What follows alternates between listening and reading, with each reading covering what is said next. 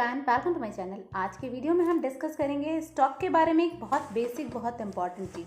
देखिए, बेसिकली हमने last video में डिस्कस किया था स्टॉक होता क्या। अभी हमको पता करना है कि अगर हमने स्टॉक खरीद लिया किसी कंपनी का, तो उस स्टॉक पे हम प्रॉफिट कैसे कैलकुलेट करेंगे, मतलब किस तरीके से हम पता करेंगे कि हमने जो भी कंपनी का स्टॉक खरीदा उस स्टॉक में हमें कितना प्रॉफिट हुआ।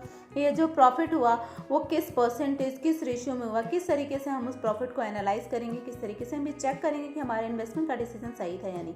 तो आज के वीडियो में हम ये सारी चीज़ों को बहुत प्रॉपर्ली डिटेल में डिस्कस करेंगे। Please like my video, if you subscribe my channel then you will get this kind of video in a very proper organised manner. देखिए, बेसिकली हमको अगर प्रॉफिट को कैलकुलेट करना है तो उसका दो सबसे इंपॉर्टेंट मेथड होता है। पहला मेथड होता है buy less and sell high. Basically जो हम कम पैसे में खरीदें और हाई मतलब ज़्यादा पैसे में बेचेंगे तो ऑटोमेटिकली जो हमारा डिफरेंस अमाउंट आएगा that is known as profit. चलिए इसको हम एक एग्जांपल से बहुत इजीली समझते हैं। लेस पे, या कह सकते हैं कि हम अगर इस पॉइंट पे खरीदते हैं, ये पॉइंट है जहाँ पे हमारा शेयर का प्राइस कम है, तो अगर इस पॉइंट पे खरीद के अगर हम हाई पे बेचते हैं, इस पॉइंट पे बेचते हैं, तो जो भी हमारा डिफरेंस आएगा वो ऑटोमेटिकली हमारा इस पॉइंट को प्रूव करेगा कि buy less and sell high, मतलब हमने कम पैसे में खरीदा और ज़्यादा पैसे में बेचा। तो इससे जो भी हमारा प्रॉफिट होगा उसको ही हम स्टॉक के प्रॉफिट के फॉर्म में कंसिडर कर सकते हैं। जस्ट सपोज कि अगर मान लीजिए कि हमारा इस पॉइंट पे शेयर का प्राइस था 3960 और वहीं हमारा इस पॉइंट पे शेयर का प्राइस है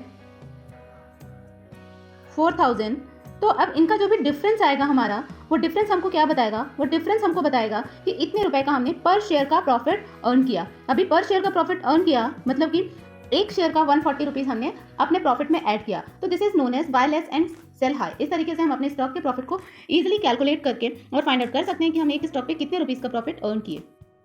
चलिए, अभी हमारा जो दूसरा पॉइंट है वो है buy high and sell higher, मतलब अपने को हाई पे परचेज करना है और हायर पे सेल आउट करना है। अभी इसको हम कैसे आइडेंटिफाई करेंगे? देखिए, बहुत इजी है। हमको यहाँ पे ये दिख रहा है कि शेयर का प्राइस लगातार क्या हो रहा है, शेयर का प्राइस हमारा इंक्रीज हो रहा है। ये यहाँ पे हमको क्लियरली विजिबल है। अभी अगर शेयर का प्राइस हमारा लगातार यहाँ पे इंक्रीज दिखा रहा है, मतलब हम इस पॉइंट ऑफ टाइम में जिधर भी हम बाय करेंगे that means we are buying on higher price. Let us suppose हमने यहाँ पे बाय किया और जो हमारा सेलिंग था वो इस पॉइंट पे हुआ, तो इस पॉइंट से इस पॉइंट पे जो भी डिफरेंस अमाउंट आएगा उस प्रॉफिट उसको हम प्रॉफिट की तरह कंसिडर करेंगे और वो हमारा इस फिनोमिना में ही जाएगा buy higher and sell higher. अभी हमने बाय हाई और सेल हायर को किस तरीके से किया, जिसको फॉर एग्जांपल हम समझते हैं। मान लीजिए इस पॉइंट पे हमारा शेयर का जो प्राइस था, वो शेयर का प्राइस हमारा इस पॉइंट पे 3820 रुपीज़ का था। वहीं लेट अस सपोज कि इस पॉइंट पे शेयर का प्राइस हमारा 4000 आ गया।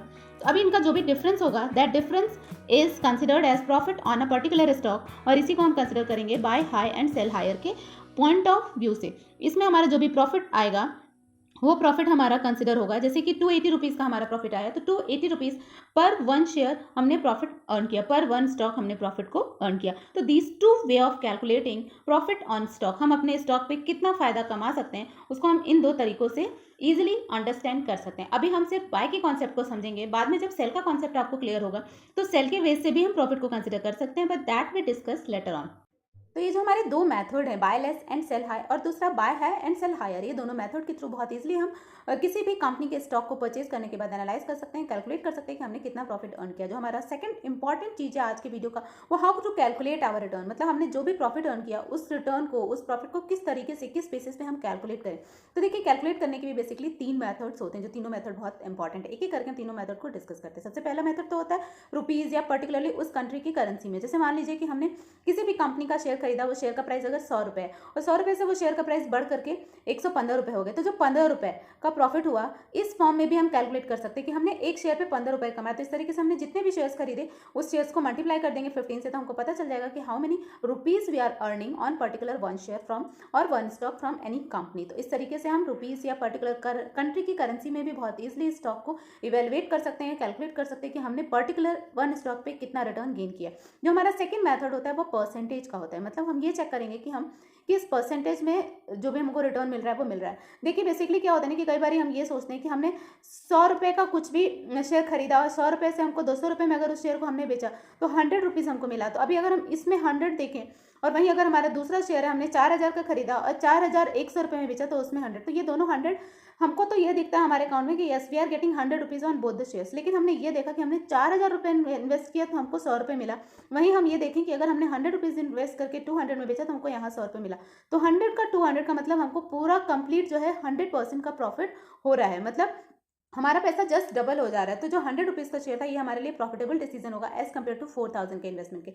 तो इस तरीके से हम इजिली कैलकुलेट करके और अपने इन्वेस्टमेंट का डिसीजन भी ले सकते हैं। देखिए फर्स्ट हमारा था रुपीज़ के या करेंसी के बेसिस पे, सेकंड हमारा था परसेंटेज के बेसिस पे। परसेंटेज के बेसिस पे हम एनालाइज कर सकते हैं कि हमने जो भी इन्वेस्टमेंट किया वो उसका परसेंटेज कितना था, कितना हमको इंक्रीज और डिक्रीज मिल रहा है, और उसके बेसिस पे हम ये चेक कर सकते हैं कि हमें किस कंपनी या कितने रुपीज़ की कंपनी में इन्वेस्ट करना है या किस तरीके की कंपनी में इन्वेस्ट करना हमारे लिए सही होगा। वहीं थर्ड हमारा होगा रिस्क मल्टीपल। देखिए मेरा हमेशा फेवर होता है इस फैक्टर को या इस पॉइंट को इन्वेस्टमेंट करने में। हम अगर किसी भी कंपनी में इन्वेस्ट करते हैं तो हमको उस कंपनी में इन्वेस्टमेंट के साथ रिस्क को भी साथ में लेके चलना होगा। जैसे अभी हमने लास्ट एग्जांपल को बात किया, उसी एग्जांपल को हम कंटिन्यू करते हैं। मान लीजिए हमने 100 रुपये का शेयर खरीदा और 100 रुपये का शेयर हमने 200 रुपये में बेचा। अभी यहाँ पे हमको प्रॉफिट हो गया पूरे 100 रुपये का, तो हमको क्या लगता है कि वाह हमको तो 100% का रिटर्न मिल गया। Yes, this is actually a very good return.